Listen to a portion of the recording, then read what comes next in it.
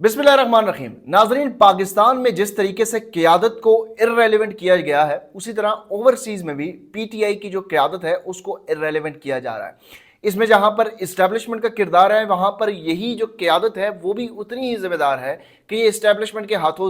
इस्तेमाल हो रही है। और यूँ लगता है कि इस वक्त पाकिस्तान तहरीक इंसाफ की इस क़यादत को इमरान खान को जेल से निकालने या इमरान खान की जो आइन की या कानून की बालादस्ती की जो जदोजहद है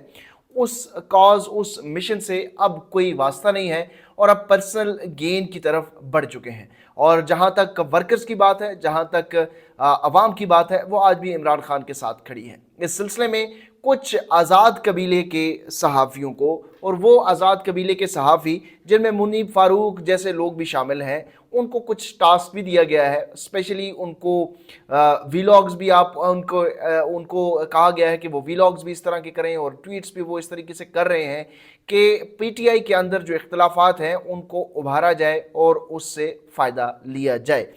तो इस पर बात करेंगे आज के इस वीलॉग के अंदर। वैसे तो ये लोग जो हैं वो काबिल ज़िक्र नहीं है कि मुनीब फ़ारूक जैसे लोगों का जिक्र किया जाए और उनके वीलॉग्स का जिक्र किया जाए, उनके कंटेंट का जिक्र किया जाए, लेकिन वो जो वारदातें डाल रहे हैं इमरान खान के नाम के ऊपर, वो वारदात आवाम तक पहुंचाना भी ज़रूरी है कि वो इस वक्त कर क्या रहे हैं। क्योंकि बहुत सारे लोग जो हैं वो उनको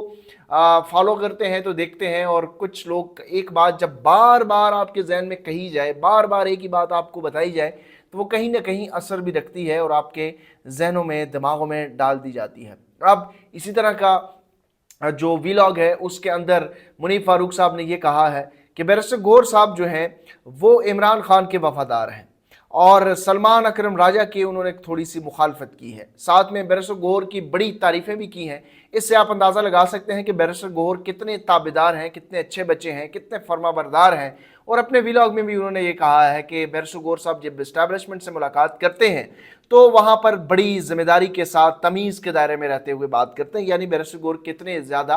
फरमाबरदार शख्स हैं। आपको बताएंगे कि किस तरीके से बैरिस्टर गौहर और सलमान अकरम राजा की जो लड़ाई चल रही है उसके अंदर सलमान अकरम राजा और बैरिस्टर गौहर की लड़ाई में बैरिस्टर गौहर जैसा ठंडे मिजाज वाला आदमी भी क्यों सलमान अकरम राजा के खिलाफ बोलने पर मजबूर हुआ है या बोलने लग चुका है। एक तो इसकी सारी जो जिम्मेदारी है वो पड़ती है अली अमीन गंडापुर के ऊपर।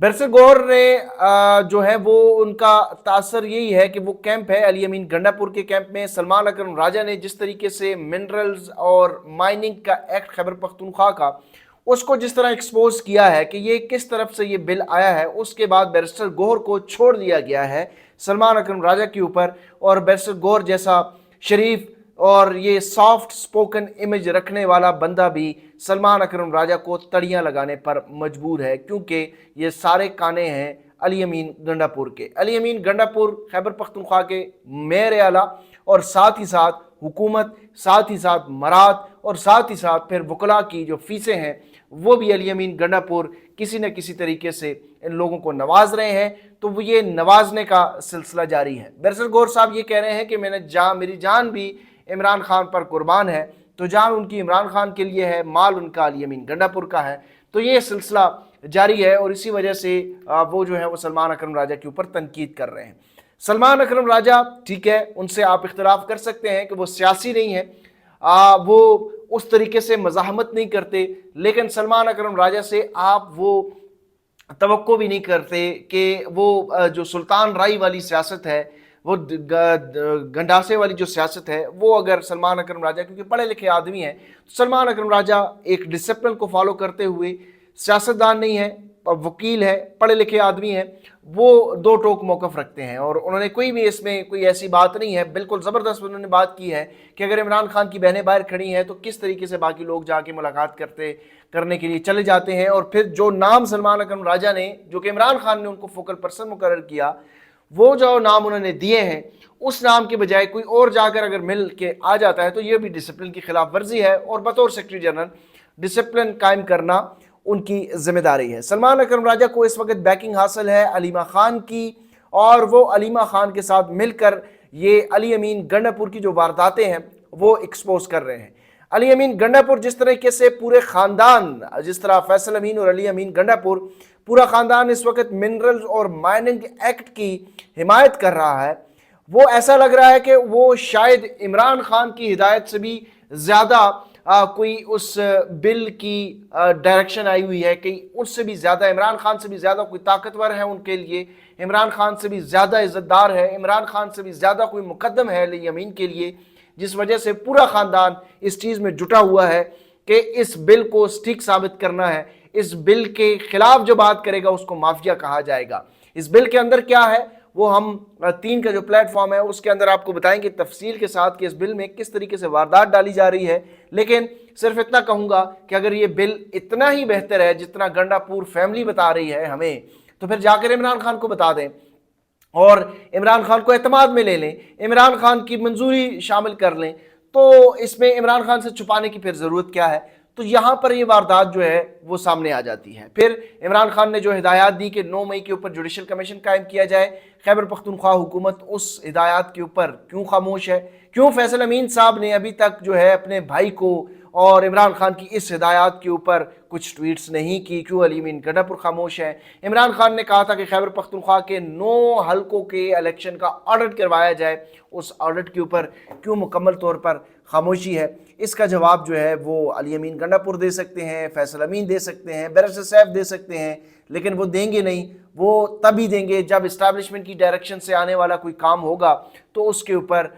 وہ بڑھ چڑھ کر بات کریں گے۔ اب یہ جو بل لایا گیا ہے، ایک تو اس بل کا مقصد جو ہے وہ کسی طریقے سے منرلز کو وفاق کے نیچے لانا، اور پھر وفاق کو کون کنٹرول کرتا ہے یا بیوروکریسی کو کون کنٹرول کرتا ہے وہ ایک الگ کہانی ہے۔ لیکن اس کے ساتھ ساتھ موجودہ جو نظام ہے، موجودہ جو منرلز کا قانون ہے، اس پہ بھی اسٹیبلشمنٹ کا اتنا ہی عمل دخل ہے، اور اگر نہ بھی ہو تو وہ اپنا اختیار ان کے پاس اتنا ہے کہ وہ بیوروکریسی سے بھی کام کروا سکتی ہے، علی امین سے بھی کام کروا سکتے ہیں، شہباز شریف سے بھی کام کروا سکتے ہیں، تو ملک تو ان کا ہے، وہ کوئی جو چاہیں وہ کر سکتے ہیں۔ تو پھر اس بل کی لانے کی ضرورت کیوں پیش آئی؟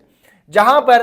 اس بل کی لانے کی ضرورت یہ ہے کہ ایک تو انٹرنیشنلی بھی کچھ آبلیگیشنز تھی کہ وہ وفاق کے اندر لے لی جائے، اور اس کے ساتھ ساتھ خیبر پختونخوا حکومت کو ان پاپولر کیا جائے، بدنام کیا جائے۔ اگست 2024 میں نے ایک ٹویٹ کی تھی کہ خیبر پختونخوا میں بلوچستان ماڈل کے ذریعے کرپشن کی جا رہی ہے، اور اب وہ آہستہ آہستہ آپ کو سامنے آ رہی ہے۔ جب ہم نے یہ خیبر پختونخوا حکومت کے اوپر تنقید کی تھی تو پی ٹی آئی کے بہت سارے لوگوں نے اس وقت گالیاں دی تھی کہ کے پی میں ہماری حکومت ہے، بڑی صاف شفاف ہے، جمہوری حکومت ہے، عوامی حکومت ہے، لیکن وہ عوامی حکومت کی حیثیت یہ ہے کہ اب کمپیریزن ہے کہ فارم 45 کی جعلی وزیر اعلیٰ مریم نواز اور فارم 47 کا وزیر اعلیٰ علی امین، ان دونوں میں سے سب سے زیادہ فرما بردار کون ہے، اور دونوں بوٹ جہاں پر دیکھتے ہیں وہاں پہ سلام بھی ٹھوکتے ہیں اور تمام جو کام ہے وہ بھی کرتے ہیں۔ یہ معدنی ذخائر کے حوالے سے جو ہے وہ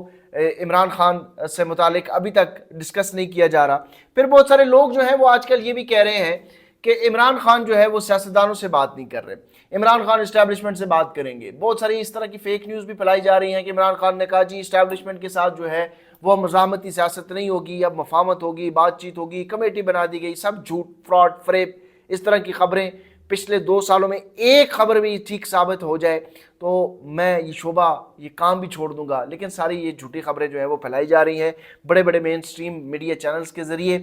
مدعا یہ ہے کہ یہ سب لوگوں کی یادداشت بڑی کم ہو جاتی ہے۔ عمران خان نے مذاکرات کے لیے کمیٹی بھی بنائی تھی، اس کے لیے ان کے تمام چیزیں جو شرائط تھیں کہ آپ تحریری طور پر لکھ کے دیں اپنے مذاکرات، وہ بھی تحریری طور پر لکھ کر دیے، لیکن پھر ہوا کیا؟ ہوا یہ کہ صاحبزادہ حامد رضا کے گھر کے اوپر چھاپے مارے گئے، صاحبزادہ حامد رضا کے گھر کے اوپر چادر چار دیواری پامال کی گئی۔ ایک طرف مذاکرات، دوسری طرف آپ نے یہ کام کیا، پھر پریس کانفرنسز حکومت کر رہی ہے۔ تو اسٹیبلشمنٹ کا جو رول ہے اس کے اوپر کوئی بات نہیں کرے گا کہ صاحبزادہ حامد رضا کے اوپر جو گھر کے اوپر چھاپے مارے گئے نقاب پوشوں کی وجہ سے، اور اس وجہ سے جو ہے یہ سارے مذاکرات جو ہے وہ سبوتاج ہوئے، اس کی طرف کوئی بات نہیں کرے گا۔ سب یہ بات کریں گے جی عمران خان جو ہے وہ مذاکرات نہیں چاہتے۔ عمران خان نے اس حکومت کے ساتھ بھی مذاکرات کیے، عمران خان اپوزیشن کے ساتھ بھی بات کر رہے ہیں، عمران خان مولانا فضل الرحمان صاحب کے ساتھ بھی بات کر رہے ہیں۔ بائی دا وے مولانا فضل الرحمان اور عمران خان سے متعلق جو ہے کچھ امپورٹنٹ انفارمیشن جو ہے وہ بھی ملی ہے، اس کو مزید میں پختہ کر رہا ہوں اور